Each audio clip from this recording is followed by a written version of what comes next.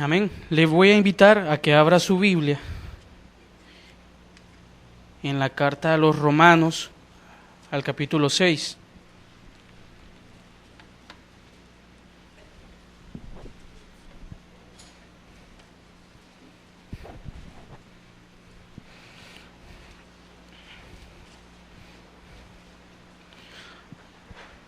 Vamos a leer la carta a los Romanos, capítulo 6. Vamos a leer los versículos 1 y 2 y los versículos 22 y 23. Amén. Dice, ¿qué pues diremos? ¿Perseveraremos en el pecado para que la gracia abunde? En ninguna manera, porque los que hemos muerto al pecado, ¿cómo viviremos aún en él? Y el versículo 22 y 23. Mas ahora que habéis sido libertados del pecado y hechos siervos de Dios, tenéis por vuestro fruto la santificación y como fin la vida eterna, porque la paga del pecado es muerte, mas la dádiva de Dios es vida eterna en Cristo Jesús, Señor nuestro. Amén. Bendito Dios, te damos gracias por esta palabra, Señor. Padre, ayúdanos a entender, Señor, este mensaje y a disponer nuestro corazón, Señor. Padre, entenderlo porque, Señor, traes una palabra a nuestra vida de consejo, Padre Santo, de consejo a tiempo, Señor, y que tú, Señor, a través del consejo, también des la paz que nuestra alma necesita, Señor. En el nombre de Jesús te bendecimos y te damos gracias. Amén. Puede tomar asiento, hermano. Una de las cuestiones más difíciles en la vida del cristiano es luchar contra el pecado. Difícil no en la lucha en sí, sino difícil porque casi nadie lucha contra el pecado. ¿Ya se había puesto usted a pensar en eso? Amén. Es decir, el pecado ahí está. Siempre hay algo en nuestra naturaleza que practica algo que no le agrada a Dios. Sin embargo, no hay algo que haga en nosotros una reacción para detenernos ante eso. Cuando digo nosotros me refiero al pueblo cristiano, a los hijos de Dios. Este capítulo 6, el mensaje central de todo este capítulo es del apóstol Pablo, es una invitación a la renovación de nuestras vidas y también una renovación, una invitación a que busquemos la santidad en el Señor. Sin embargo, el apóstol Pablo acá da ciertas instrucciones, ciertas comparaciones, para que el pueblo que le escuchaba en ese momento comprendiera cuál era el propósito de que Dios llegue a la vida de alguien y transforme esa vida. Amén. Entonces, cuando nos acercamos a Cristo y Él en su misericordia nos recibe como hijos, nos comienza a renovar, comienza a hacer su obra de restauración en nosotros, llega un momento en que dejamos de pensar en los inicios de un evangelio y el Señor nos comienza a llevar a las profundidades de su palabra. Y entonces pasamos de un nivel básico, por decirlo así, llegamos a un nivel intermedio dependiendo del tiempo que nosotros dispongamos para alcanzar esa renovación en nuestra vida. Y si lo podemos llamar así, cuando llegamos a un nivel avanzado, no necesariamente tienen que ser años esto, amén. Cuando llegamos a un nivel avanzado del conocimiento de Dios, nos damos cuenta realmente que dependiendo de los años que hayamos estado en los caminos del Señor, nos hace falta mucho por cambiar. Amén. Porque creo que para cada uno de nosotros, en lo personal, cuando vemos internamente nuestra vida, nos damos cuenta que aún hay caos. Amén. Que hay ciertos lugares en nuestra alma que están como la tierra al principio, ¿verdad? Desordenados y además de desordenados, vacíos. Entonces, cuando existen estos vacíos en nuestra alma, por el motivo que sea, porque no hemos buscado conscientemente la palabra de Dios, porque no hemos buscado el consejo adecuado a través de su palabra, estos vacíos y estos desórdenes que hay en nuestra alma nos hacen cometer pecados. ¿Sí? Y debemos nosotros de tener cuidado al hablar cuando nos dirigimos o cuando nos referimos, mejor dicho, al pecado, porque la palabra de Dios es clara cuando dice que el Señor nos ha hecho libres del pecado. Me estoy adelantando un poco. Entonces, ¿cómo es posible que siendo libres del pecado lo sigamos practicando? Amén. Y es un momento como este donde el Señor también nos hace una invitación a la reflexión, porque de todos estos versículos, al ver el significado de cada una de sus palabras, encuentro yo que el mensaje que Dios le dio al apóstol Pablo para darlo a ese pueblo era tan profundo, pero a la vez tan claro, porque Pablo hablaba de cosas que se viven en el diario vivir de un cristiano y que en nuestra vida no son una excepción. ¿Cuántos tenemos esa angustia, esa agonía de que vivimos un día y no sabemos cómo nosotros vamos a reaccionar ante ciertas situaciones, ante ciertas tentaciones, ante ciertas invitaciones? Amén. Y generalmente cuando un hijo de Dios cede ante esas situaciones, pierde de vista que estamos caminando para ganar un premio, para llegar al blanco, a Cristo Jesús enteramente. Amén. Entonces, llega un momento en que al participar de cosas que no le agradan a Dios, nuestra mente se nubla y se nos olvida que los pecados que cometemos tienen consecuencias para nuestras vidas. Amén. Consecuencias que pueden durar hasta el fin de nuestros días acá en la tierra. Consecuencias que pueden hacer que un tiempo pase más lento de lo normal. Consecuencias que pueden hacer que un desierto dure años y años, más de lo normal. Entonces, son las cosas que el Señor en esta noche quiere que recordemos, y por eso el título de esta enseñanza es Entendiendo la santificación. Amén. Porque si nos preguntan a cada uno de nosotros ¿qué es santidad?, podríamos dar infinidad de definiciones. Podríamos decir que santidad es ser puros. Podría venir otra pregunta, entonces, ¿qué es ser puro? Ser puro es estar libre de contaminación. ¿Y cómo puede algo estar libre de contaminación? Cuando algo está depositado en un lugar donde no entra nada que lo contamine.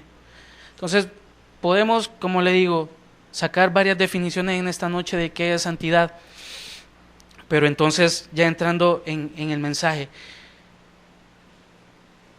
voy a hacer ciertas cuestionamientos que usted comience a reflexionar, y yo acá también voy a reflexionar por segunda ocasión acerca de y que el Señor llegue a cada una de las cosas que necesita fortalecer en nuestra alma, en nuestro ser, en nuestro espíritu. Amén. Primero, ¿cuáles son, o mejor dicho, cuál es el pecado que hay aún en cada uno de nosotros? Y ahí sí le voy a dar 10 segundos para que en todo lo que yo estoy hablando usted comience a hacer una lista pequeña, porque sé que la lista podría ser grande, de todos los pecados que aún hay en nosotros, Después viene un bombazo más fuerte. Amén. Así que no se preocupe que estamos iniciando. Entonces, habría que preguntarnos por qué esos pecados están ahí aún. ¿Por qué hay cosas que aunque hemos dicho que no las practicamos y que aún cantamos? Hace un momento cantábamos, me liberó, rompió cadenas de esclavitud. Amén. Cantábamos, Dios es bueno y cuando pienso en su amor por mí, has cambiado mi lamento en baile. Lo cantamos hace un momento.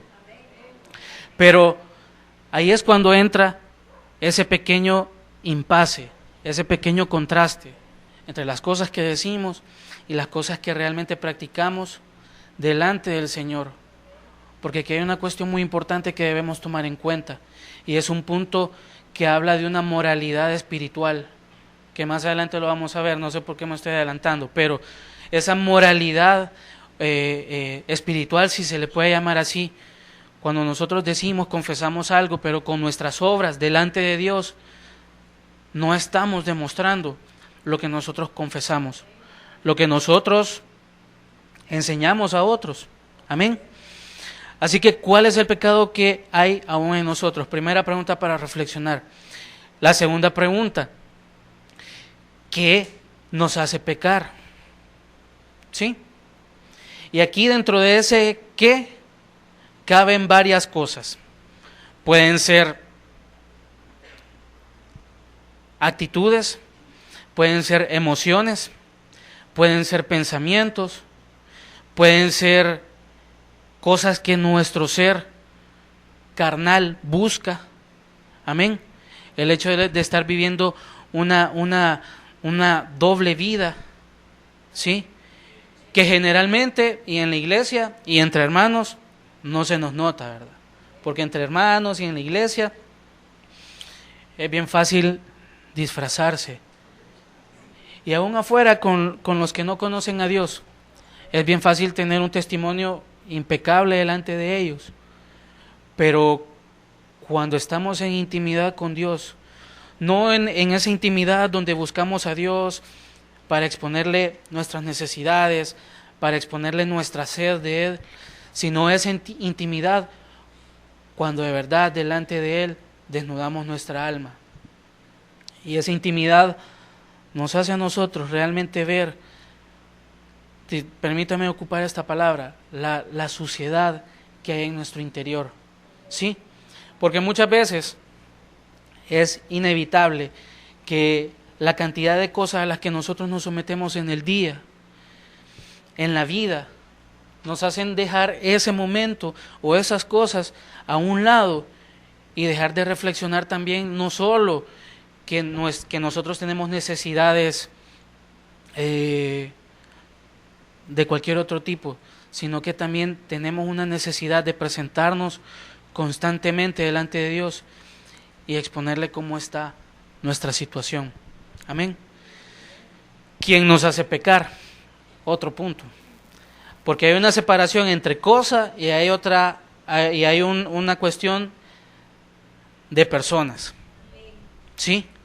Muchos de nosotros podríamos tener amistades que no nos convienen. Y cuando hablo de amistades que no nos convienen, no necesariamente tiene que ser alguien de afuera. Nos lo han enseñado mucho en nuestra congregación.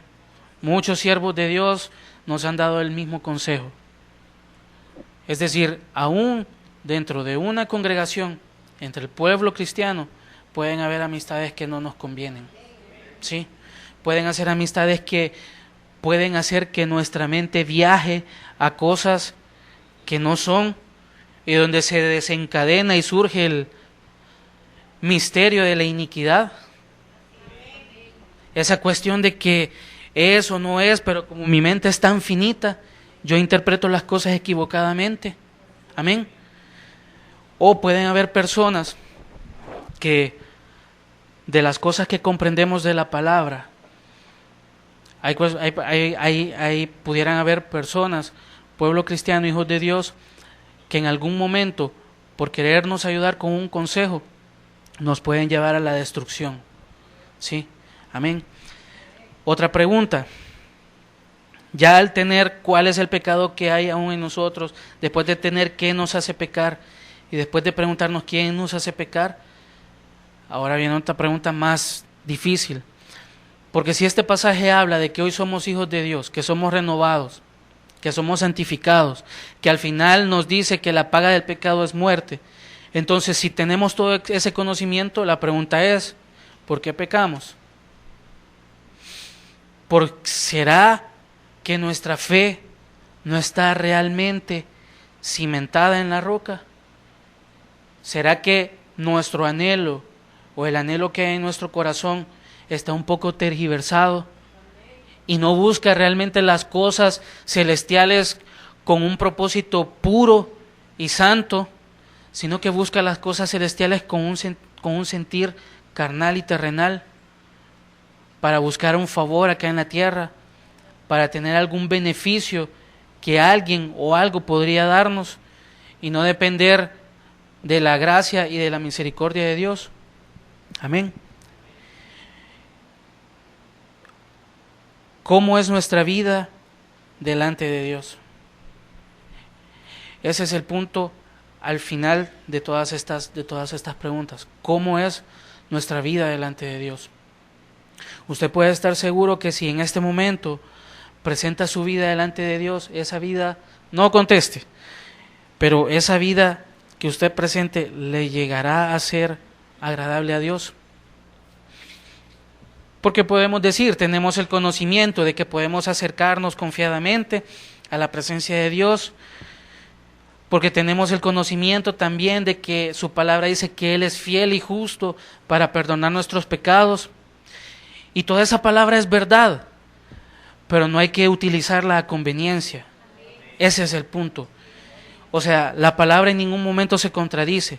Somos nosotros los que tomamos los pedacitos de palabra, armamos nuestro muñequito y así no adoramos una figura, pero sí adoramos una figura que nosotros internamente creamos.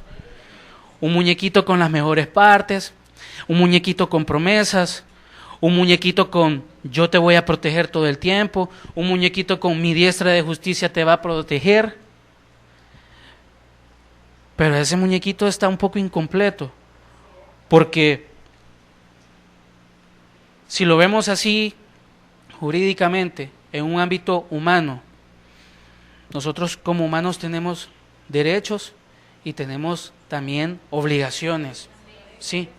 En el Señor no, ¿verdad? Gracias a Dios no tenemos derecho y como somos obedientes nos sometemos a todo lo de Él. Amén. Había un hueco ahí. ¿Sí? Entonces, ¿cuál es el punto de todo esto? ¿Cuál es la reputación que tenemos delante de Dios y de los hombres? Porque es muy importante que nosotros demos testimonio de que el Dios vivo realmente está en nuestro interior. ¿Sí? Y con los de afuera, esto es con respecto a los que conviven con nosotros afuera y que no conocen a Dios. ¿Sí? Porque bien fácil es llegar a un lugar que alguien es nuevo, no necesariamente un trabajo, pero llegar a un lugar que lo presentan, este es fulano de tal, ¿verdad? Fulano de tal, él va a estar aquí, va a estar haciendo esto y lo otro, qué bien, qué bien, qué bien. Y uno el primer día llega con una carita, en el caso de los hombres, bien afeitado, bien peinado, la corbata bien puesta, la mejor camisa, si nos toca usar traje, lo llevamos también, el mejor que tengamos y el que nos quede también, ¿verdad? Los zapatos bien lustrados, eso es el primer día. La primera semana pasamos así invictos, de la misma forma. La siguiente semana ya nos quitamos el saco, ya comenzamos a llevar los zapatos un poco sucios, el pelo un poco despeinado, la barba un poco, ¿verdad? Así frondosa y desordenada. Y así sucesivamente, de un nivel 100 descendiendo, hasta que llegamos al trabajo. Si nos toca usar corbata, digamos sin corbata, con las mangas amarradas, con los zapatos más sucios, sin cincho, etcétera, etcétera, etcétera. Y la imagen que nosotros dimos el primer día, la primera semana, aún la segunda semana, en un lugar, se vino abajo. ¿Por qué? Porque cuando nos comenzamos a acomodar a ciertas cosas, entonces nosotros comenzamos a tener visión y dejamos de tener propósito de las cosas. Y así, yo creo no quiero hablarlo por usted, sino que quiero hablar hacia afuera. Así están muchos, sin visión y sin propósito. Si el Señor nos hace ahora un examen y nos pregunta, bueno, hijo, hija, ¿y tú quién eres? Yo creo que la mayoría no le sabríamos responder, porque la mayoría ni sabemos qué es tener identidad en Jesús. Porque nuestra identidad se basa muchas veces en lo que vemos, en lo que oímos y en lo que las personas pueden a nosotros inculcarnos, ministrarnos, enseñarnos. Por eso es muy importante también dentro del pueblo de Dios el tipo de personas con las que usted se junta, hermano. Porque cuando usted tiene comunión con alguien que es una fuente, que da dos tipos de agua, entonces indiscutiblemente que usted en algún momento corre el peligro de ser arrastrado por esa situación. Amén. Siempre en el versículo 1 dice, ¿qué pues diremos? Amén. Entonces podríamos nosotros preguntarnos también, ¿qué piensa o qué siente nuestra alma respecto al pecado? ¿Nos redarguye el pecado? ¿O simplemente pecamos y no pasa nada? Y creemos que la cosa no va a tener ninguna consecuencia a nuestra vida. ¿No le tenemos temor al pecado en el sentido de quedarnos en ese círculo y estar repitiendo lo mismo, estar en ese círculo vicioso de cometer un pecado, de ahí sentir un poco de remordimiento y acercarnos al Señor y decir, Señor, perdóname, hoy volví a gritar, hoy volví a mentir, hoy volví a hacer una mala mirada, volví a descontrolarme, volví a tener pensamientos malos, volví a despreciar a las personas? En una noche uno se puede ahí hasta llorar, romper las ropas y todo eso, pero ¿y si al día siguiente volvemos a hacer lo mismo? Entonces, ¿qué es? No es nada, es estar haciendo castillos en el aire o en la arena justo cuando viene la ola, porque al día siguiente viene esa ola, se cae la nube donde hemos hecho el castillo y volvemos a cometer lo mismo o peor. Amén. Porque nosotros llamamos a lo malo bueno y a lo bueno lo llamamos malo. Y usted lo puede ver en muchos ejemplos en la vida secular, en la vida humana. Generalmente, cuando es una cuestión de salud, principalmente, y el consejo del doctor es, ya no haga eso, ya no consuma eso. Entonces, lo primero es prohibiciones. Esto no se debe hacer. El doctor nos comienza a decir, esta es la lista de cosas que usted ya no debe hacer, que son las cosas que nos han llevado a una condición de mala salud. Y esas cosas que Él nos ha dicho que no hagamos son las que nosotros sentimos delicia al hacerlas. Y luego viene el consejo, deje de hacer esto, las prohibiciones, y después comience a hacer esto. Tiene que comenzar esto, esta lista, la. Entonces, como nunca hemos hecho lo correcto respecto a la salud, creemos que todo ese consejo es difícil de alcanzar. Amén. Igual con la palabra del Señor. El Señor nos muestra cuáles son a través de su palabra, qué cosas son malas para nuestro ser y qué cosas son buenas. Hasta dos pasajes hay, cuyo título es bendiciones de la obediencia y el otro es consecuencias de la desobediencia. O sea, más claro y en nuestro lenguaje no puede estar. Sin embargo, tenemos una naturaleza caída. Amén. Entonces, ¿qué significa eso? Que si tenemos una naturaleza caída, vamos a pasar por un proceso de transformación. Y ese proceso de transformación no es fácil. Implica lágrimas, implica dolor, implica negación, implica morir a una vida que no le agrada a Dios. Y por eso no es fácil. Solo 4 cosas mencioné. Seguramente existen más.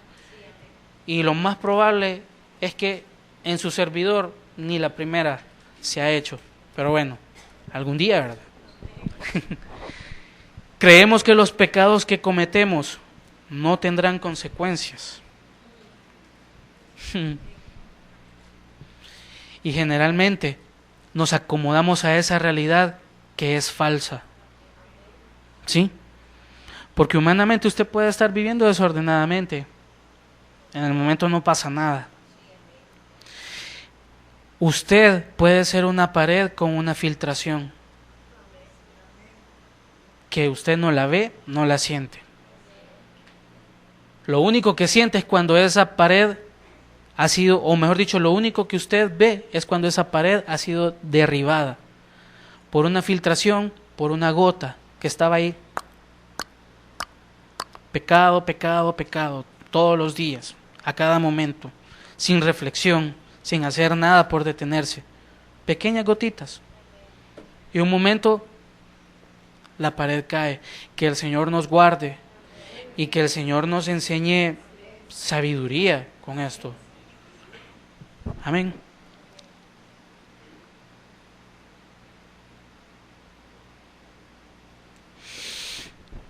Dice el versículo 1, ¿qué pues diremos? Perseveraremos en el pecado para que la gracia abunde. Fíjese que ese perseveraremos implica varias cosas. Insistimos nosotros en seguir practicando el pecado, cualquiera que éste sea, porque al practicar un pecado significa que hay insistencia, hay una búsqueda por querer suplir una necesidad que no le agrada a Dios. Hay una búsqueda por querer darle deleite a nuestra carne, a la carne. Amén. Entonces, si hay una insistencia en buscar el pecado, en practicar el pecado, entonces debemos reflexionar y pensar, si estamos insistiendo tanto, es porque nosotros estamos dispuestos a quedarnos en una condición de pecado. Porque no hay otra forma, tal vez no lo confesamos, no lo pensamos, pero nuestro comportamiento, nuestra alma y su reacción ante las cosas que no le agradan a Dios, si es una reacción de deleite, si es una reacción de comodidad, de confort, de sentirse bien con lo que está pasando, entonces sí, hay que examinar nuestra alma y que nuestra alma comience a buscar el consejo de Dios. Y una cosa muy importante también, nuestra alma está persistente en buscar lo malo. Usted en lo físico lo siente cuando tiene hambre. Y cuando tiene hambre, lo lógico es buscar alimento, ¿verdad? Lo lógico es buscar, si usted tiene sed, lo lógico es buscar algo que lo hidrate. ¿Por qué? Porque sabe que si no se alimenta, usted puede morir, usted puede enfermarse, usted puede, si no bebe lo que necesita en el momento, usted puede deshidratarse. Entonces, cuando hay una naturaleza de pecado impregnada en nuestro ser, esa naturaleza de pecado tiene hambre. Y la única forma de que esa naturaleza de pecado esté viva es alimentándola con las cosas que necesita. Entonces, ¿qué es lo que nosotros podemos estar viendo hasta este momento? Que cuando hay una condición de pecado de esa forma, significa que el hombre espiritual y que del cual Dios se deleita en nosotros está aniquilado o está vencido.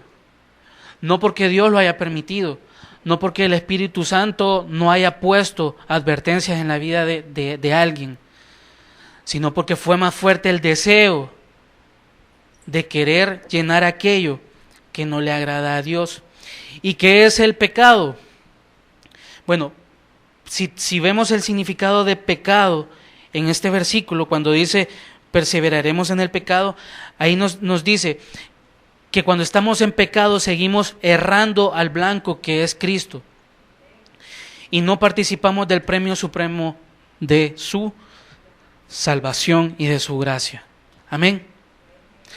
Por eso le digo, Este pasaje, su mensaje central es un llamado a la santidad.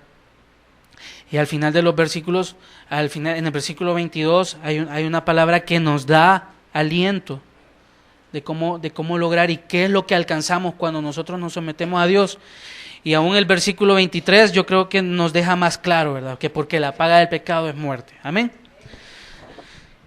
Otra cuestión, podríamos nosotros también seguir errados, lo que les comentaba hace un momento, seguir errados moralmente, porque algunos tienen o tenemos una doble moral.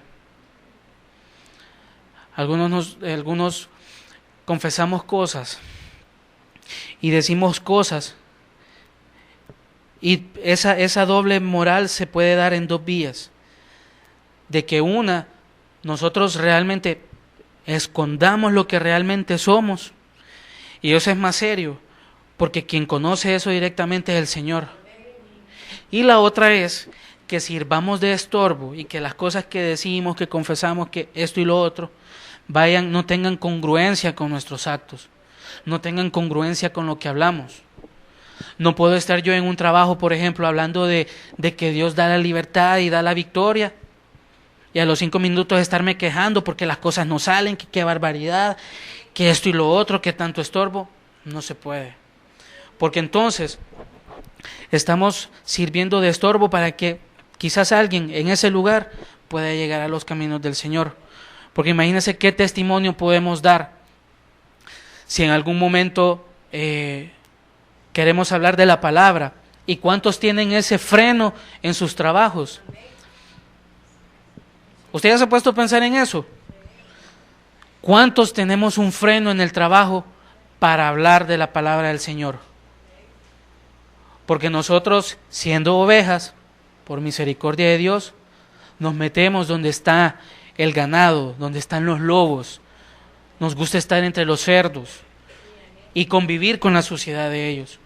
Entonces no hay oportunidad nunca de hablar del Señor, porque como uno igual que ellos va a venir ahora y decirles: Jesús te ama, Jesús te puede perdonar los pecados, Jesús puede cambiar tu vida. Peor, no te creo, si sos igual o peor que nosotros. Amén. Y reciba todo esto del Señor, hermano. Amén. Amén. De ahí otra palabra en el versículo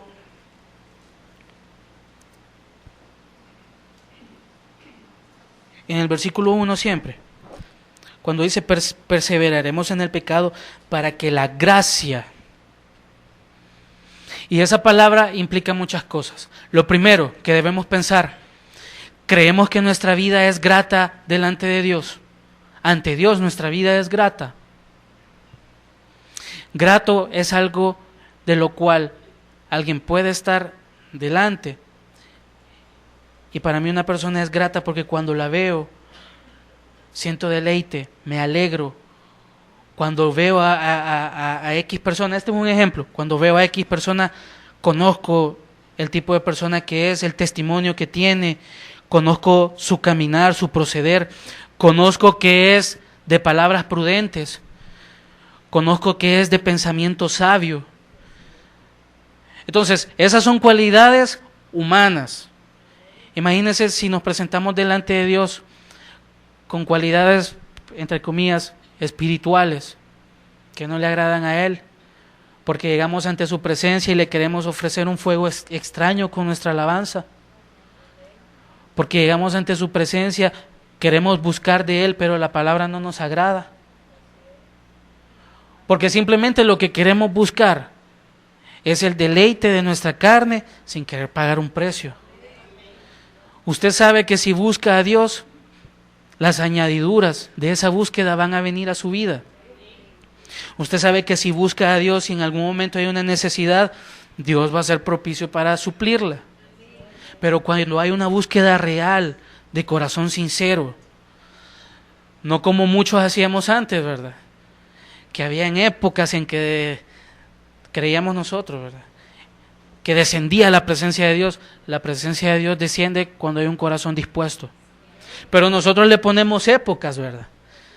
Hay tiempos, hay momentos que son especiales, hay años que han sido de victorias y nos quedamos ahí patinando en las victorias pasadas, sin ponernos a pensar que hoy, en este tiempo, tenemos nuevas luchas y esas no las queremos afrontar, porque nos acomodamos a que, sí, es verdad, Dios pelea por nosotros, pero nosotros también, con nuestra alma, con nuestro ser y con lo que presentamos delante de Él, tenemos que activar ese poder.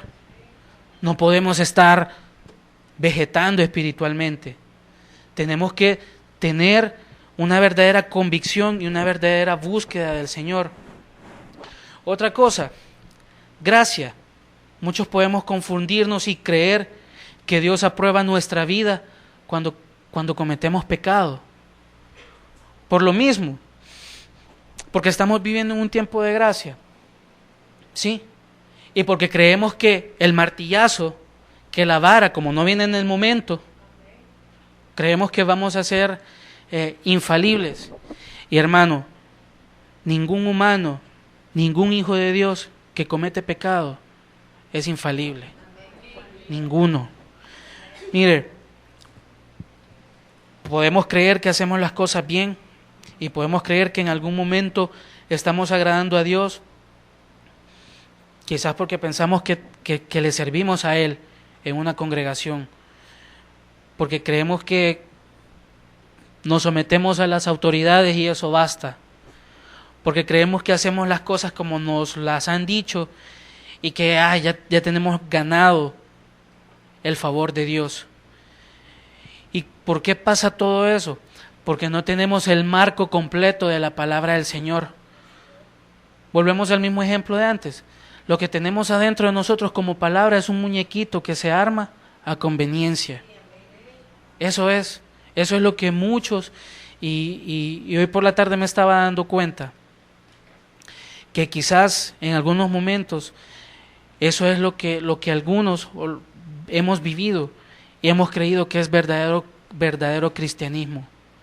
Y hemos estado totalmente equivocados, absortos en un punto que no tiene nada que ver con lo que respecta a la presencia de la comunión con Dios. Porque dejamos que las cosas que están siempre, lo que vemos, debiliten nuestra fe. Ya va a entender por qué le estoy mencionando también la palabra fe. Hay otra palabra que dice, siempre dentro de la palabra gracia, y uno de los significados y la frase que yo ponía acá, ponía yo, al cometer pecado, seremos merecedores únicamente de que el gozo y el favor de Dios no estén con nosotros. ¿Sí? ¿Qué significa esto?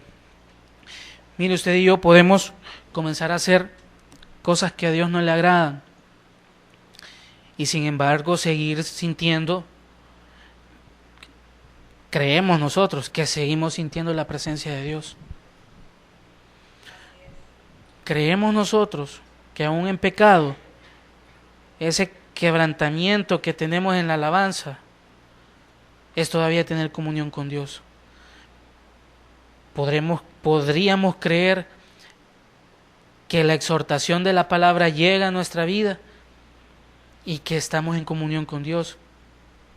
Y muchas veces estamos errados, porque llega un momento en que comenzamos y dejamos de sentir todas esas cosas y nos damos cuenta de que nuestra vida delante de Dios es un bagazo, es como un saco donde ha habido ahí alimento, el alimento se acabó y ese saco es desechado. ¿Por qué? Porque ya no sirve para nada. Porque se pone una vez un alimento y ese saco después sirve ¿para qué? Después de que usted hace una compra en un supermercado, esa bolsa ¿para qué le sirve después? En eso nos convertimos después. Cuando no está la presencia de Dios en nosotros, nos convertimos en un... Creo que el pastor ha mencionado esto con respecto cuando le ponemos atención a las murmuraciones. Nos convertimos en basureros del diablo. Eso. Y eso es terrible, porque más adelante hay una palabra que identifica a aquellos que cometen pecado de la forma como yo se la estoy describiendo ahorita, que siento yo que es que viene de parte de Dios. Amén. El versículo 2 dice: en ninguna manera, porque los que hemos muerto al pecado, ¿cómo viviremos aún en él? Entonces, ¿cómo es posible estar muertos al pecado y vivir aún en este? Vivirlo practicando. Aquí el apóstol nos está dando palabras de vida, nos está dando la revelación de cómo es la misericordia de Dios, de cómo es su fidelidad, de cómo es la manera en que Él puede tomar nuestras vidas y transformarlas en algo bello, pero pone sobre la mesa esa cuestión: ¿podremos nosotros estar, después de haber sido muertos al pecado, aún vivir en él? Y usted véalo en lo humano. Un muerto, obviamente, no puede vivir en algo. Un muerto no se mueve, un muerto nada, simplemente es un cuerpo que está ahí y que depende de dónde lo lleven, de cómo lo visten, hasta el momento de su sepultura, de su sepelio. Entonces, ¿qué es lo que pasa? Que nosotros no hemos muerto. Digo nosotros por lo que se está hablando, pero la mayoría de nosotros no ha muerto realmente al pecado. Nosotros hemos dejado una buena porción de pecados, los hemos dejado ahí. Y no queremos cortarles los pulgares de los pies. Los queremos tener ahí con los deditos completos, para que tengan la capacidad de que vayan, regresen y hagan lo que quieran. Amén. Entonces, ¿cómo es posible estar muertos al pecado y a la vez vivir en él? Porque generalmente nuestra confesión de amor y nuestra oración de confesión de Jesús como nuestro Salvador, algunas veces ha sido del diente al labio. Una oración de reconcilio de mi vida hacia Dios muchas veces ha sido realizada porque quizás estoy pasando por una prueba, por una enfermedad, por un problema, por una situación difícil. Entonces eso me hace a mí acercarme a Dios.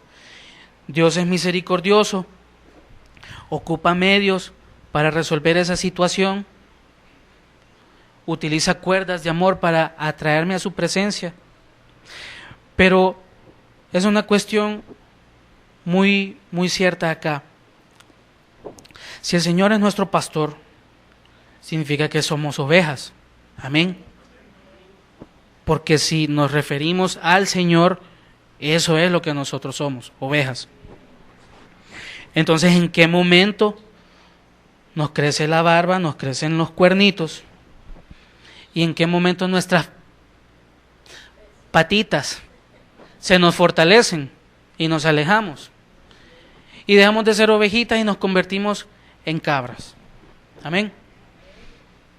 ¿Por qué nos convertimos en cabras? Porque luego de pasar por una situación, como ya estamos fortalecidos, como ya no hay nada ni nadie que nos detenga, porque estamos en la lista de los 10 mejores y dentro de los 10 mejores somos el número 1, porque hoy ya obtuvimos todo lo que necesitábamos.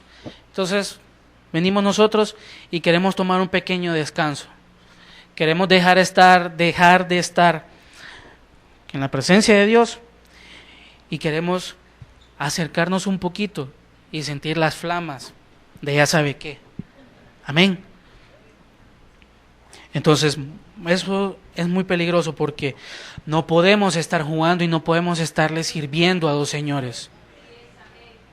Es como en una empresa. Imagínese, usted tiene 2 jefes y los 2 jefes, uno le dice: mira, anda, tráeme una impresión que está ahorita ahí, la acabo de enviar. Ah, vaya, está bien. Después lo llamaría el otro jefe: mira, quiero que vayas a hacer un mandado, pero que te vayas ya. Ah, mire, pero es que tengo que ir. No, ándate ya. Y los dos con la misma autoridad sobre usted. Amén. En un plano secular. Ahora, muchas veces nosotros preferimos servirle al Dios de las tinieblas, al Rey de las tinieblas, con nuestra vida. Y dejamos de lado al Dios de luz, dejamos de lado a aquel que es Rey de reyes y Señor de señores, y lo cambiamos por bajeza, siempre. Amén. Entonces, no debemos confundirnos, porque el apóstol Pablo hace un llamado a tener cordura y tener entendimiento y discernimiento de las cosas. Así que si usted comienza a discernir las cosas, ese muñequito que usted armó tan perfecto de la palabra de Dios, ya le va a comenzar a poner gasolina. Amén. Y la gasolina es, en este caso, todas aquellas cosas que, sí, está bonito, pero paso, ¿verdad? Las paso de lado. Eso de las consecuencias de la desobediencia, sí, está bien, ¿verdad? Pero cuando sea viejito, ya cuando ya no me pueda mover, cuando me esté muriendo, ahí la voy a... No, tiene que ser en el momento que Dios se lo habla, que Dios se lo dice. Amén. Hasta aquí, hermanos, espero que usted tenga paz, porque hoy viene otra cuestión. Veamos el versículo 22.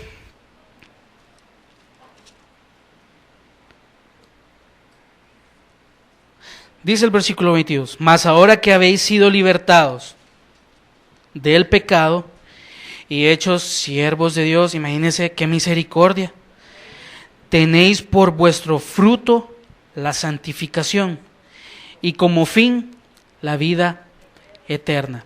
Libertado. El Señor puede quitar escuche bien, entienda bien, el Señor puede quitar el freno que no permite que dejemos el pecado. El Señor puede quitar el freno que no permite que dejemos el pecado. Y fíjese que el Señor, cuando habla de libertado, al entender esa palabra y todos sus significados, yo encuentro una frase que Él nos hace libres y a la vez nos hace esclavos de Él, obviamente, ¿verdad? El Señor nos hace esclavos. Y sabe que esta palabra libertado también puede implicar esto. Y ahí sí encuentro misericordia de Dios. Porque cuando Él dice, cuando dice acá la palabra, mas ahora que habéis sido libertados, aquí nos está diciendo, mas ahora que habéis sido nacidos libres. Y eso, si usted se pone a pensar, el pueblo de Dios, el pueblo de Israel, cuando estaba en Egipto, todos sus hijos nacían esclavos. Nacían bajo las mismas condiciones, bajo los mismos rudimentos, bajo los mismos malos tratos, bajo el mismo ambiente tan inhóspito. Así nacían todos esos niños cuando Israel estaba en Egipto. Ahora, nosotros no debemos conformarnos con las cosas de Egipto. No debemos conformarnos ni buscar esas cosas, porque si el Señor nos ha hecho libres, significa que nos ha hecho nacidos, nos ha hecho nacer de nuevo y nos ha hecho libres. Amén. Dice también, podemos entender nosotros con esto, que ahora somos nuevas criaturas en el Señor. Amén. Y después dice,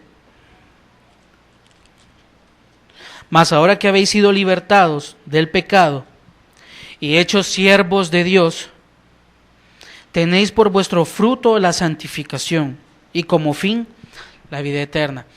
¿Qué significa? ¿Usted ya se ha puesto a pensar qué significa ser siervo o qué significa ser sierva de Dios? Fíjese que al ver esta palabra, significa, cuando dice aquí siervo de Dios, toda esa frase significa ser reducido, oiga bien, reducido a servidumbre para Dios. Es decir, una de las cosas que nos mantienen o que pueden mantener a un hijo de Dios viviendo en pecado es el orgullo. El orgullo en cualquier fase, en cualquier etapa y en cualquier situación. Ese orgullo muchas veces es el candado que no deja que fluya realmente la presencia de Dios en la vida de un cristiano. Ese orgullo muchas veces es el tope, es ese freno del que hablamos hace un momento. Porque no queremos someternos, porque no queremos ser reducidos a una mínima expresión y ser considerados servidumbre. Porque esa palabra servidumbre se escucha fuerte, ¿verdad?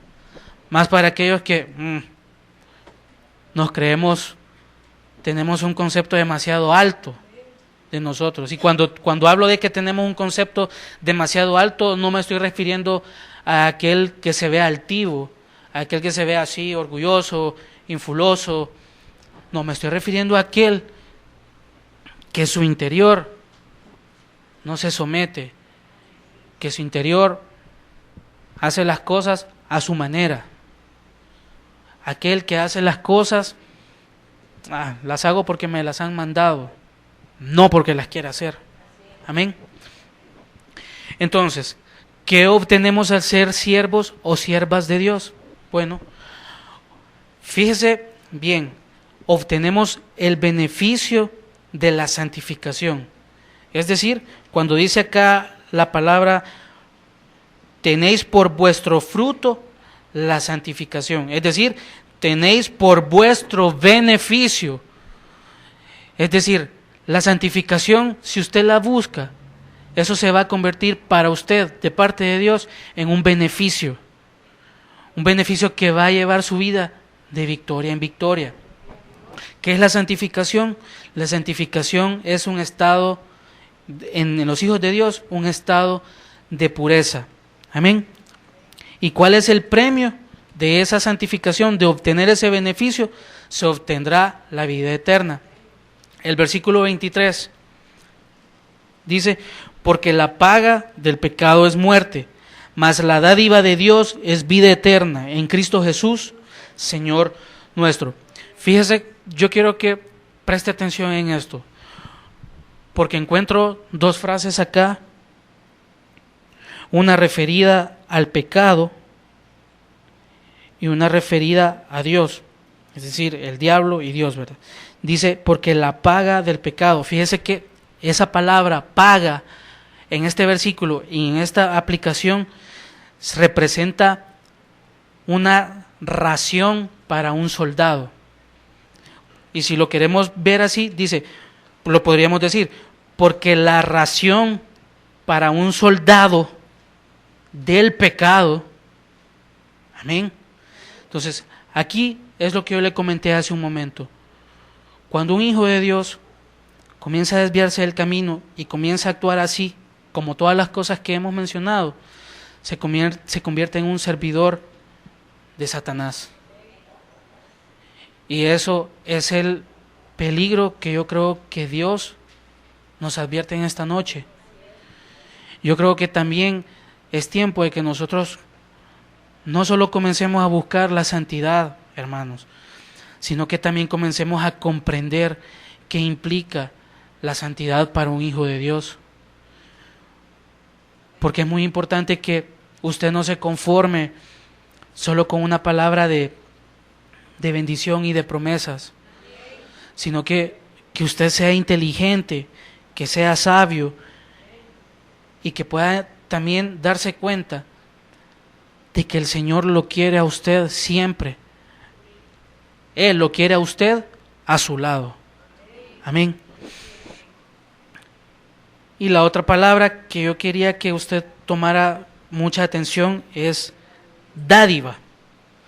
Dice, mas la dádiva de Dios es vida eterna. Fíjese que dádiva es dar libertad, de acuerdo a la aplicación en este versículo, dar libertad del peligro, dar libertad de una pasión o dar libertad de una tentación. Entonces lo podríamos leer que más la libertad del peligro o más la libertad de una pasión o más la libertad de una tentación es vida eterna. Amén. Eso es una dádiva, que Dios nos hace libres de ese peligro. Y fíjese, yo quiero leer un último versículo, Marcos 10:46.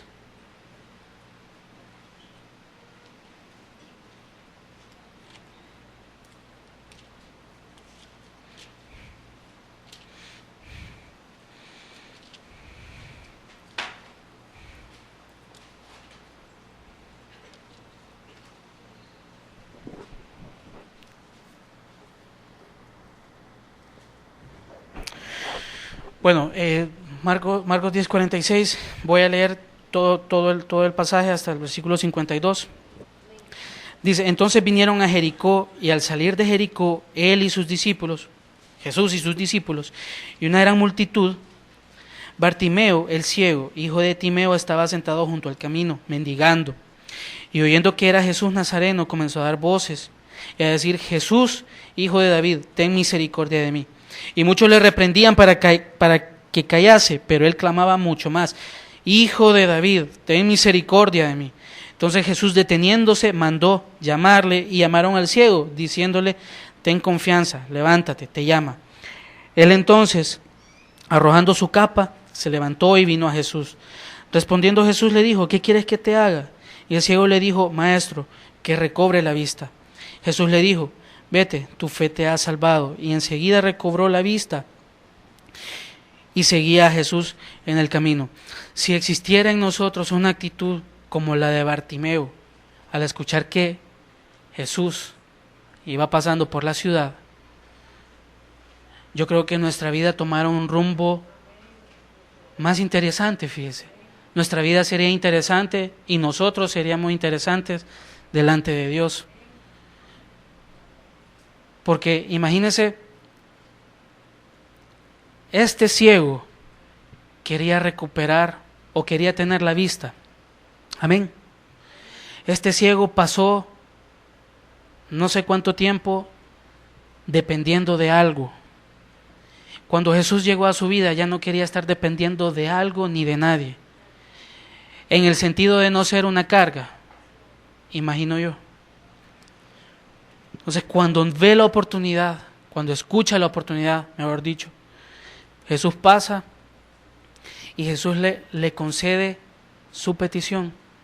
Pero fíjese que hay 3 palabras que me llenan de paz. Después de que el Señor ha desnudado mi vida, y espero que haya desnudado la suya también, le dicen al ciego, ten confianza, en el versículo 49, ten confianza. A nosotros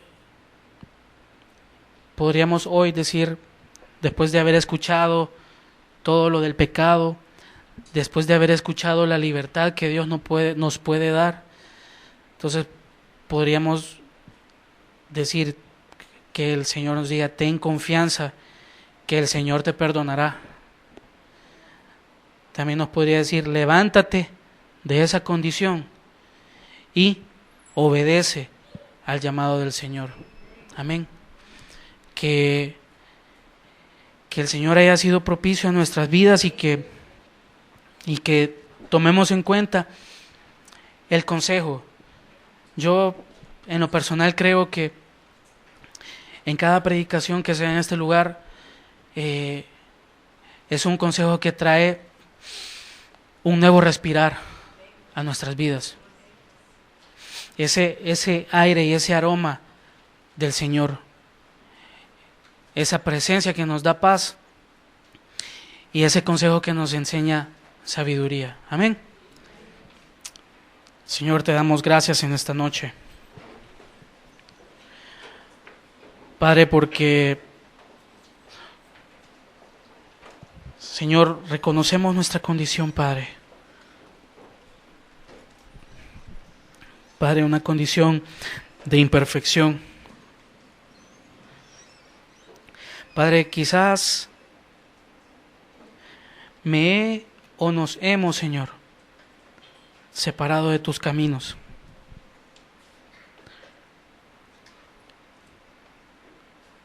Quizás, Señor, así como decía tu palabra, somos muertos al pecado, algunos, Señor. Pero ¿cómo es posible seguirnos deleitando en algunas cosas que no te agradan, Padre?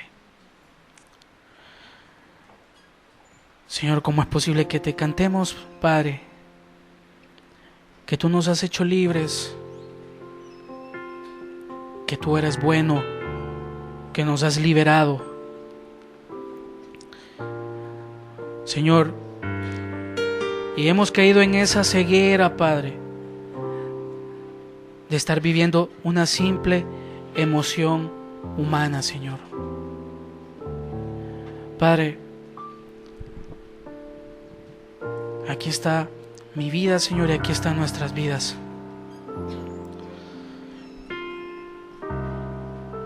Señor, queremos ser gratos delante de ti. Señor, ya no solo acercarme a ti para pedir tu favor, sino tener la confianza y la paz de poder acercarme a ti, exponerte mi condición y que tú hagas tu obra en mi vida, Señor. Padre, gracias por tu amor,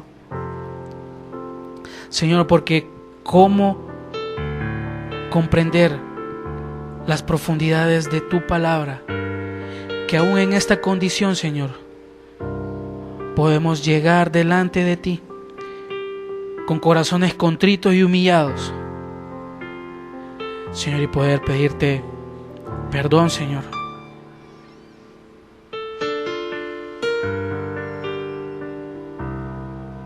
Perdón de aquellas cosas, Padre, que aún hago y no entiendo, Señor, pero que el anhelo de mi corazón en esta noche, Señor, ha sido que tú llegues a mi vida, abrirte las puertas de mi ser, Señor, y darte la oportunidad, o mejor dicho, que tú nos des la oportunidad de ser sanos y de ser libres del pecado, Señor. Gracias, Padre, por tu palabra, por tu consejo. Solo te pedimos un toque de gracia y de misericordia y que hagas tu obra en nuestras vidas, Señor. En el nombre de Jesús. Amén.